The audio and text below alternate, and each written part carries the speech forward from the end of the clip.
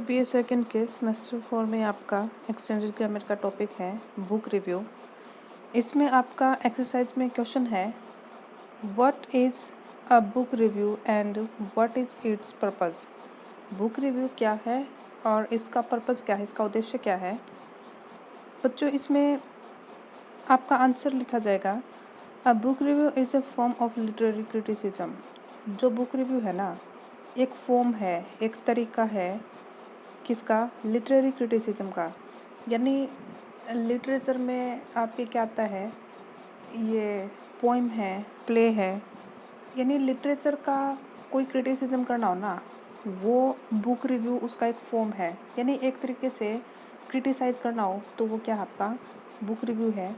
इन विच, जिसमें a book is analysed, जिसमें एक बुक को एनालाइज किया जाता है, उसकी समीक्षा की जाती है। The book review is based on the content. Content मतलब सामग्री।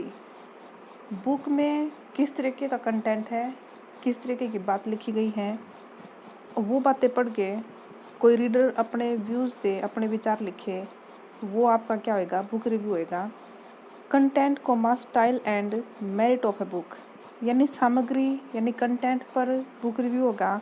स्टाइल किस तरीके का लिखा गया है उस पर होगा। मेरिट यानी गुण, क्वालिटी ऑफ ए बुक, किसी बुक की मेरिट पे बुक रिव्यू लिखा जाता है। The purpose of a book review is to give, book review का जो पर्पज़ है ना वो क्या है, टू गिव द रीडर्स, पाठकों को देना, अ बिफोर हैंड नॉलेज, ऐसी जानकारी कि वो किताब को पढ़ने के लिए हाथ में ले, उससे पहले वो थोड़ा बहुत जान ले। Beforehand knowledge of a book, किसी किताब के बारे में। A book review can be a primary source opinion piece.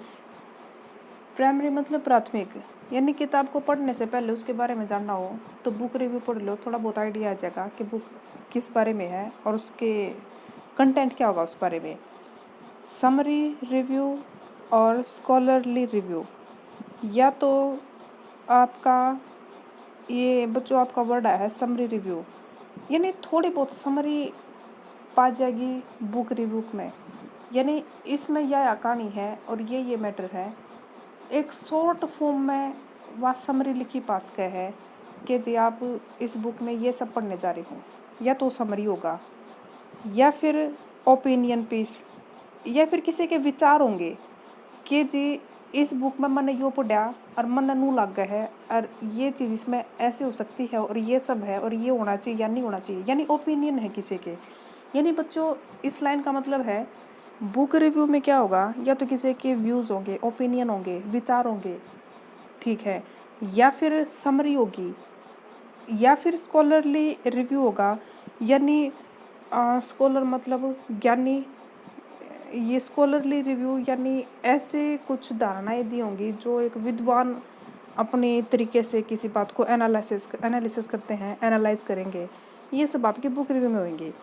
आगे है बुक्स कैन बी रिव्यूड, ये आपका वो पैसिव फॉर्म में होगा, एक्टिव पैसिव अपने क्यों होंगे ग्रामर में।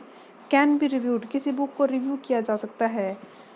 फॉर प्रिंटेड पीरियडिकल्स, यानी बुक रिव्यू को क्यों लिखें, ये आपके हफ्ते में कोई मैगजीन आती हो साप्ताहिक, यानी महीना में आती हो, एक साल में छपती हो, यानी इस तरीके से आने वाली मैगजीन्स, कोई पत्रिका उनके लिए लिखी जाती हैं, मैगजीन्स के लिए लिखी जाती हैं, न्यूज़पेपर्स के लिए भी लिखा जाता है बुक रिव्यू भी, किताब का बारे में न्यूज़पेपर में छपना है।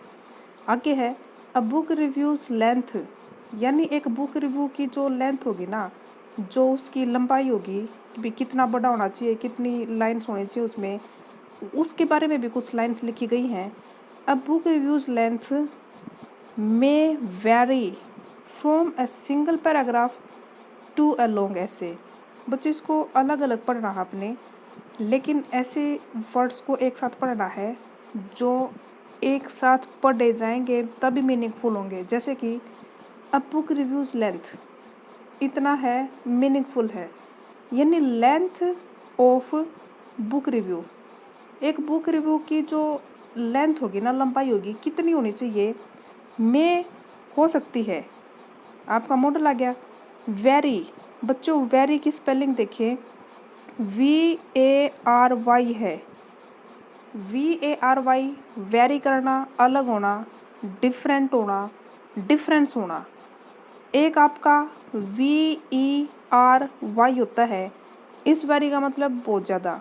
आप बोलते हो thank you very much, you very इतना है, लेकिन अगर आ जाए VARY, इसका मतलब है अलग होना, डिफरेंस होना। तो ये दो स्पेलिंग आपने देखी और आपकी गिवन स्पेलिंग है VARY, वेरी करना, अलग होना, भेद होना। मे वेरी, यानी एक बुक रिव्यू की लेंथ अलग अलग हो सकती है। फ्रॉम अ सिंगल पैराग्राफ, उसका बुक रिव्यू एक पैराग्राफ में हो, टू अ लॉन्ग ऐसे, या फिर एक पूरा ऐसे भी लिखा जा सकता है एक बुक रिव्यू पर। यानी किसी ने रिव्यू लिख दिया, उसका वो एक पैरा में निपटा दे, उसका वो ऐसे में भी लिखा जा सकता है क्या, बुक रिव्यू। आगे है such a review may evaluate the book. जो ऐसे रिव्यू है ना, वो पूरी बुक ने इवेलुएट कर सके हैं, उसने कंक्लूजन बना सकते हैं उसका, on the basis of personal taste. Personal मतलब व्यक्तिगत, यानी निजी, यानी इंसान, किसी एक इंसान का। टेस्ट मतलब टेस्ट के कई मतलब हैं।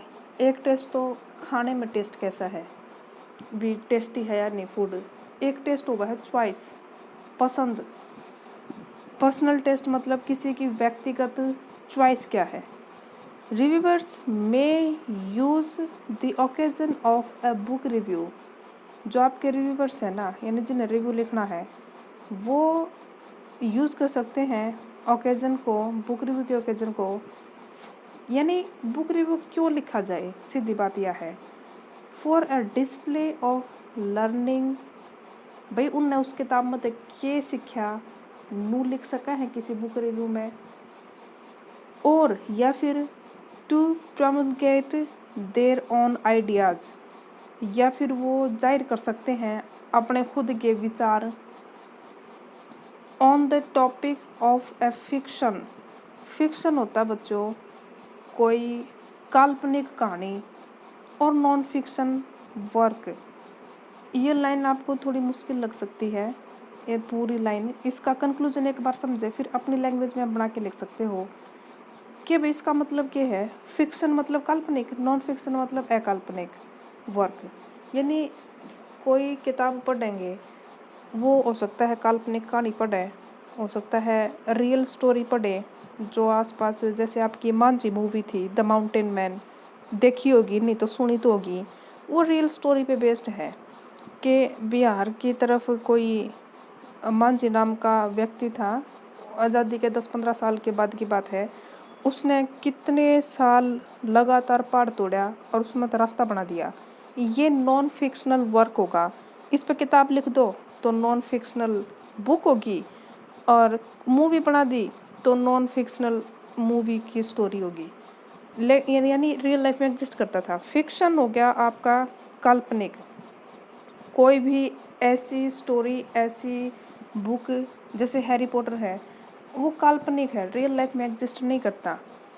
इस लाइन का मतलब समझो, रिव्यूअर्स में use the occasion of a book review for display of learning.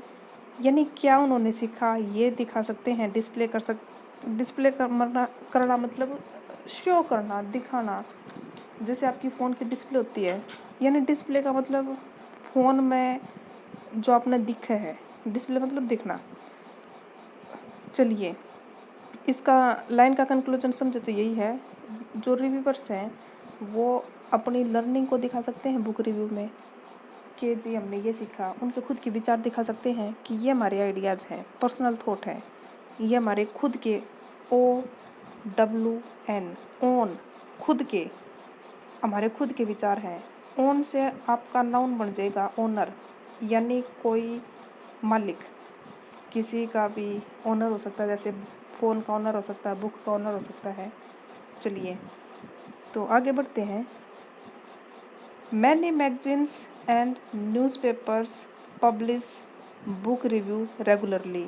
बहुत सारी ऐसी मैगज़ीन हैं, बहुत सारे ऐसे न्यूज़पेपर हैं जो बुक रिव्यूज़ को रेगुलरली पब्लिश करते हैं, but some magazines are exclusively devoted to book reviews. लेकिन कुछ मैगज़ीन्स तो ऐसी हैं जो एकदम से समर्पित हैं। डिवोशन मतलब समर्पण, डिवोटेड मतलब समर्पित, कि उसमें आती ही बुक रिव्यूज़ है आपकी। जैसे और मैगज़ीन आप कोई पढ़ते होंगे, कोई कंपटीशन की तैयारी कर रहा होगा, तो कंपटीशन की कुछ ऐसी मैगज़ीन है जो उसमें कोई पर्टिकुलर टॉपिक ही आता है। कोई करंट अफेयर की मैगज़ीन पढ़ोगे तो उसमें करंट अफेयर ही आएगा, और भी बहुत सारे टॉपिक हो सकते हैं। इन्हें कुछ ऐसी मैगज़ीन है जो जिसमें सिर्फ बुक रिव्यूज़ ही आते हैं। इन ब्रीफ, अगर शॉर्ट में कहें, थोड़ी संक्षेप में कहें, the purpose of a book review is, किसी बुक रिव्यू का पर्पज़ क्या है? पहली बात, टू इन्फॉर्म करना द रीडर, पाठक को, अबाउट द बुक, किताब के बारे में। यानी किताब पढ़ने से पहले बुक रिव्यू पढ़ दो, तो बुक रिव्यू का पर्पज़ है कि वे पाठक ने पहले जानकारी मिल जाए कि आप इस किताब को शुरू करने वाले हो, इसमें ये चीज़ है और आप ये पढ़ने वाले हो इसमें। एंड द ऑथर, किताब और किताब में लिखने वाले हैं दोनों के बारे में इन्फॉर्म करना बुक रिव्यू का एक पर्पज़ है। दूसरा पर्पज़ है B, to evaluate the book, evaluate करना, गणना करना, उसकी जांच करना, द बुक यानी किताब किसी है। हाईलाइटिंग, हाईलाइट करते हुए, इट्स मतलब किताब के बारे में आया है, इट्स मतलब बुक की, इसकी positive and negative aspects, aspect होता है बच्चों पहलू, यानी किताब के पॉजिटिव और नेगेटिव पहलू क्या क्या हैं, ये सब भी आपके बुक रिव्यू का क्या है, एक पर्पज़ है। तो ये आपका बुक रिव्यू था। इसको अपने अपने लैंग्वेज में लिखना बच्चों, आपने इसको समझे पूरे को, क्या लिखा गया, क्या आपके समझ में आया, क्या पॉइंट आप किसी लाइन को समझ के खुद से बना सकते हो, अपनी लैंग्वेज में लिखिए, वो बेस्ट होगा। आगे की वीडियो में हम ये सेकंड एक्सरसाइज के सेकंड, थर्ड, फोर्थ क्वेश्चन को हम करेंगे।